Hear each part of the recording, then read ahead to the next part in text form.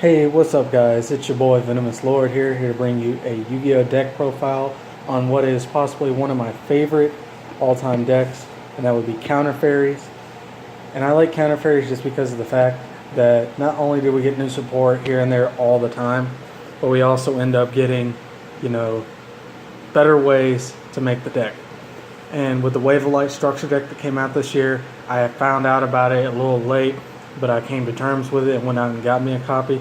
And then I took some cards I threw together to make this deck, so I really hope you enjoy it. So let's start off by making your main monster. You're going to play 3 copies of Minerva Scholar of the Sky. She's a level 4 light fairy type, 1700 attack and 400 defense.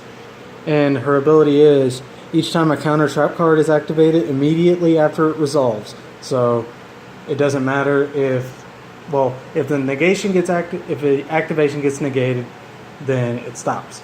But if you have like a solemn strike go through, then bam, it resolved. So upon resolving, she'll gain 500 attack points, which is really good. She can become a good 4,000 attack point beat stick if she stays in the game long enough. And while you have Sanctuary in the Sky, once that counter trap resolves, you can add one from your graveyard with a different name from your deck from your graveyard, to your hand, which is fantastic. You can get that recycle effect and keep hitting your opponent over and over and over again. Next thing, we're going to play a big staple in the deck at 3. A lot of people think that this should be at 2. It depends on your playstyle. But since we're going to be burning cards in our hand, I say we play 3 Bountiful Artemis. He has a level 4 light fairy type with 1600 attack, 1700 defense.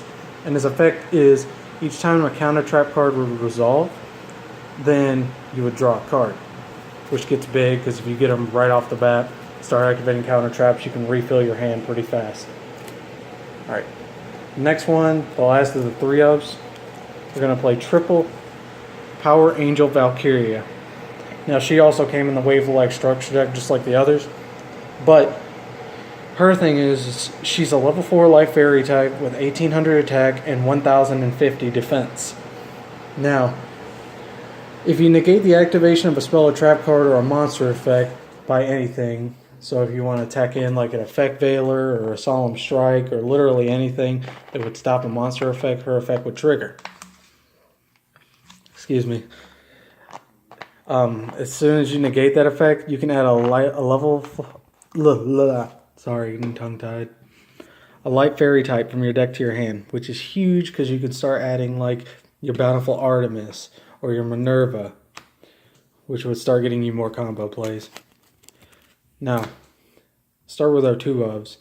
Now you have your boss monster of the deck. I wouldn't recommend playing 3, but I wouldn't play 1 either. 2 is a perfect amount. Would be your Sacred Arc Air Knight Parsoth. Now, Parsoth's a level 9 light fairy with 2800 attack and 2300 defense. Now, if you were to activate a counter trap card, this is an ability you don't have to worry about. If you activate a counter trap card while he's in your graveyard or your hand, you can banish 2 fairies from your hand, field, or graveyard, and you can special summon him. If there was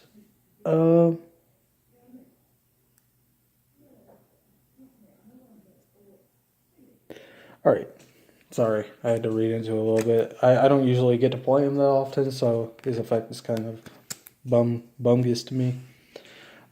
He does piercing battle damage, so if you have like your Sanctuary Parsoth or you even use an equip card on him, he'll do piercing damage, and if he does deal damage to your opponent, even by piercing or not, you can add either 1 Parsoth card or counter trap from your deck to your hand, or you can go ahead and add a counter trap. Alright, next one we're going to play is our lockdown monster. It's Archlord Krista. If you have 4 fairy type monsters in the graveyard, you can special summon them from your hand, and when you do, he will return 1 of them to your hand. He's really good because he's not only a high level 2800 beat stick as a light fairy, which can get into other things later, but he'll go ahead and not only does he start recycling and get a free special summon off, but he'll also prevent anybody from special summoning, which means link spam decks, pendulum magicians. If they can't deal with him, then their deck is shut down, in my opinion. Alright, next one we're going to play, which is kind of a tech card to me. I'm actually going to show you 6 here. We're going to play 2 of each of the heralds. Purple light, orange light, and green light. Now each of them have the same effect, but for a different thing. Now the herald of purple light, you can discard him and another fairy to negate and destroy the activation of a trap card. Herald of orange light, who's a level 2 tuner on top of his effect, also prevents monster effects by discarding him and another fairy and destroys the monster, while Herald of green light will prevent spells. And they're really good cards to play when you're going up against a deck that really needs its spell and trap cards, like maybe Dinosaurs or Dark Magician. So if you have them, unless you want to go straight into a synchro play, it's just good to keep them in your hand. Next card we're going to play is the Searcher for him, Eva. Now a lot of people think Eva's not really that great. I think Eva's extremely useful in some situations. Not because of her level, her type, or anything. But if she's sent to the graveyard, you can banish 2 other light fairy monsters. So that means you can foolish burial her. Sorry. Or you can have her destroyed by battle, or you can dark hole and have her sent to the graveyard. Banish 2 other fairy monsters aside from her. And then you get 2 of your heralds to your hand. So you get a good setup for a counterplay if your opponent is possibly thinking about winning with a card effect next turn.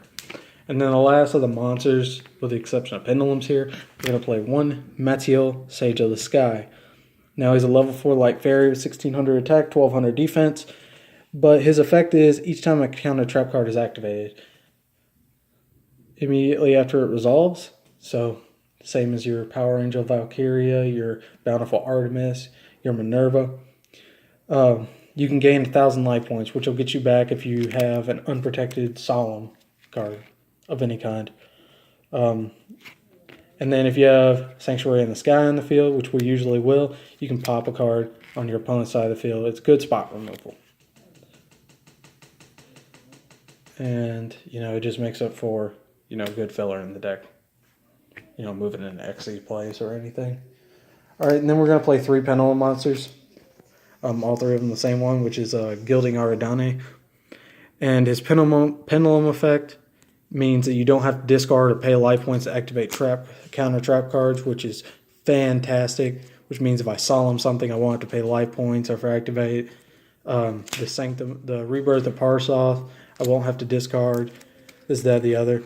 Really good card. Or if you play him as a monster, he's a good 1700 attack monster. But if he's destroyed by battle or card effect, you can reveal 3 counter traps from your deck, and then your opponent will pick 1 at random and add that to your hand, and the other 2 will go back to the deck.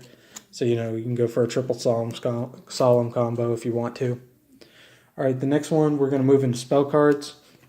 And easily the best spell card in the deck, triple Sanctum of Parsoth, because it gives all the fairy monsters 300 extra attack and defense. And it counts as Sanctuary in the Sky. So you get your Sanctuary of the Sky plays like you do with Matiel or Minerva. And it also allows you to once per turn take 3 fairies or 3 counter trap cards or a mix mash of any of them, put them on top of your deck. So it's a good recycle card if you just want to add resources to help you further close the game. Next thing we're going to play 2, Pot of Desires. I would play 3, but that's overkill. And simply because of the fact I don't want to draw into another Desires. Also, it's a really good speed card if you really need to get cards in your hand.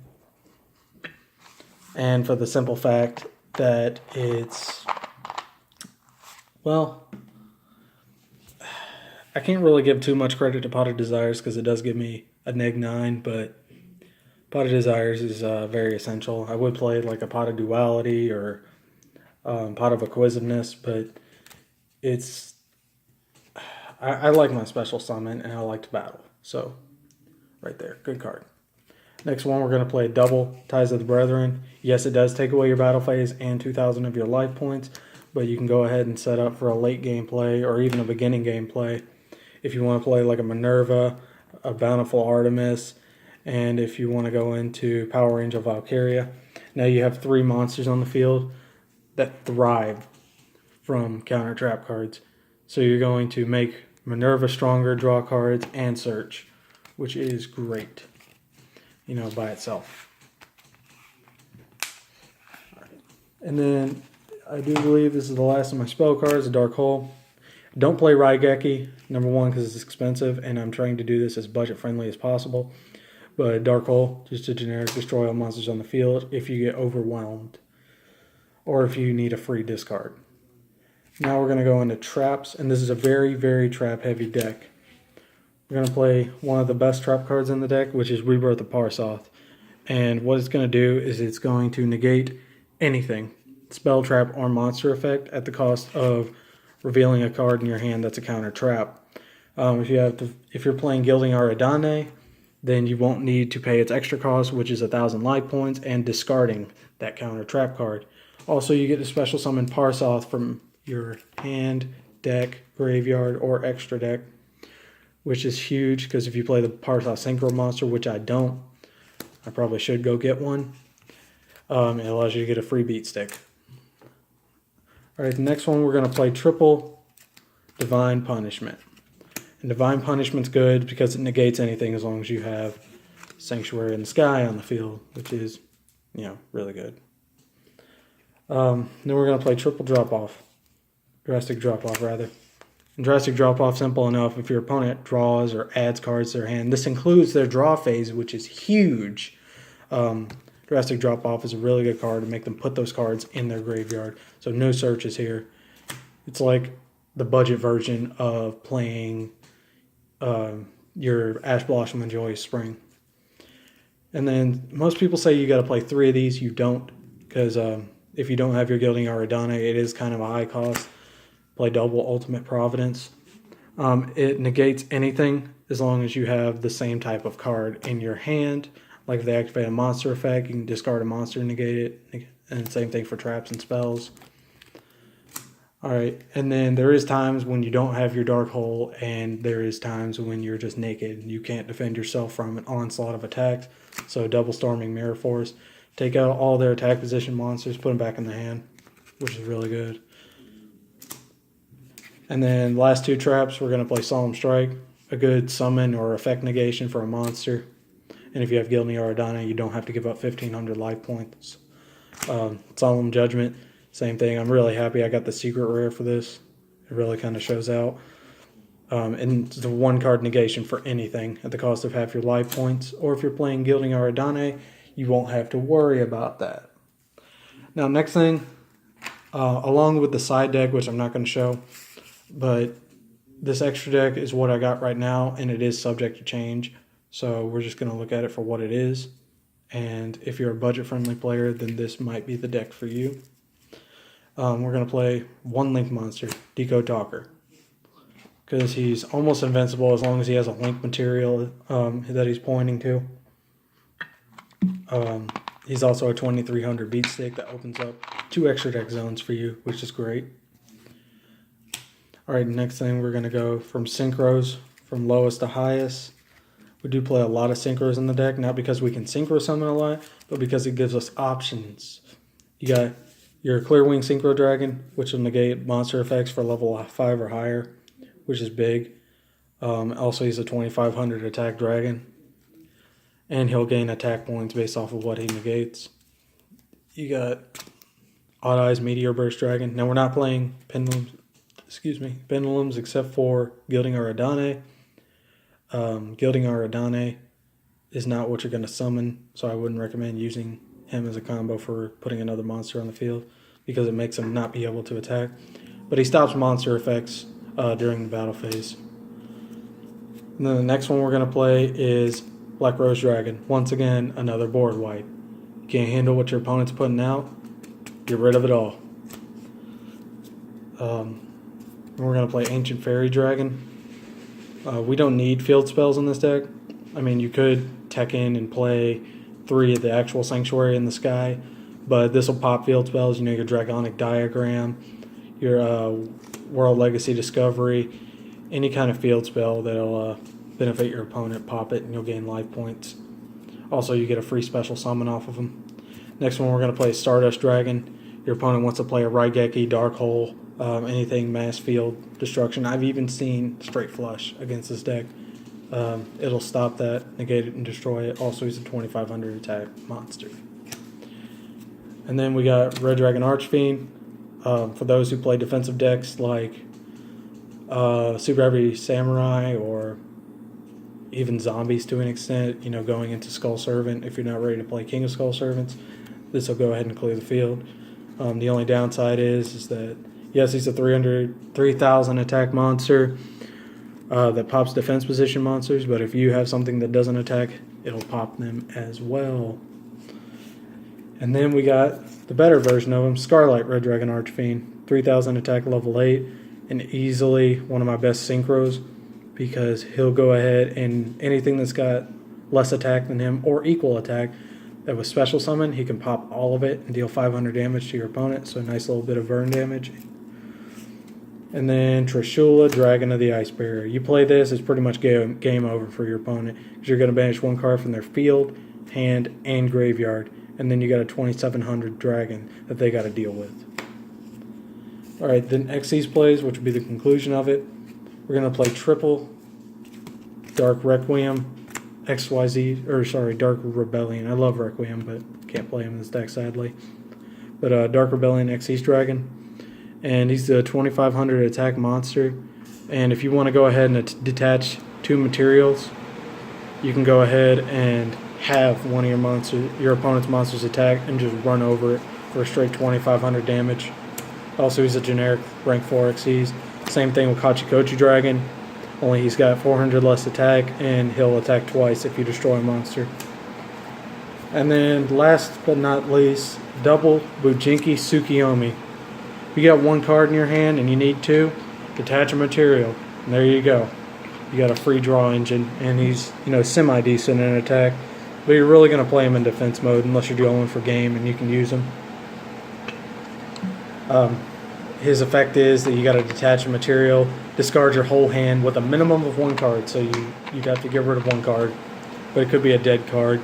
You know, if you play Dimensional Barrier in this deck, or if you have Eva in your hand and you want to go ahead and get rid of her, get your 2 more cards, and you automatically make your hand 4 cards, which is fantastic. And that's just about it. I want to just go ahead and say thank you guys all for watching. You are huge, huge support to my channel, and I really appreciate all of you.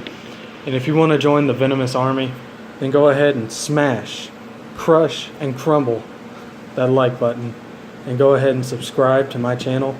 And don't forget to hit the notification bell right next to the subscribe button so you can be sure to get any of my content, be it daily or not, whenever it comes out. And once again, guys, I just want to thank you, and I hope you all have a very venomous day.